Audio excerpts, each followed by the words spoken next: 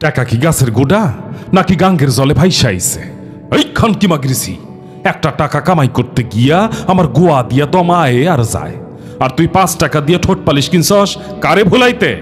কে আমি কি তোরে চুমা খাই না? এই তালুকদারের বেটি, বাপের জন্মে 5 টাকার নোট দেখছস? যা অহন রিক্সা লইয়া বাইরা, আমি আর রিক্সা বাইতে পারুম না। হ। বউটা ভীষণ ঘাবড়ে যায়, কিংকর্তব্য বিমূঢ় হয়ে এসে এগোয় রিক্সার দিকে।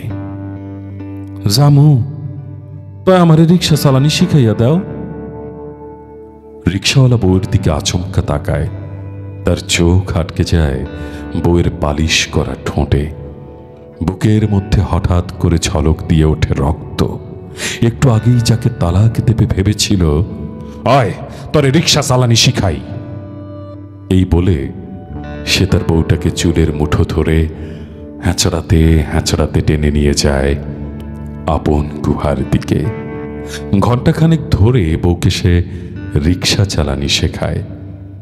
বউ বলে, কি অহন রাগ পড়িছে? রিক্সাওয়ালা বউয়ের দিকে তাকায়। চেনা বউটাকেও ভীষণ অচেনা মনে হয়।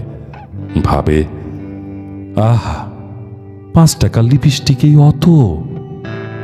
বড় লোকদের মতো যদি সে বউটার পেছনে আরো কিছু টাকা ইনভেস্ট করতে পারত। রমনা পার্কের হাওয়া খাওয়াবে বলে সে তখন বউটাকে প্যাসেঞ্জার বানিয়ে নিয়ে ছুটে যায় রমনা পার্কের দিকে।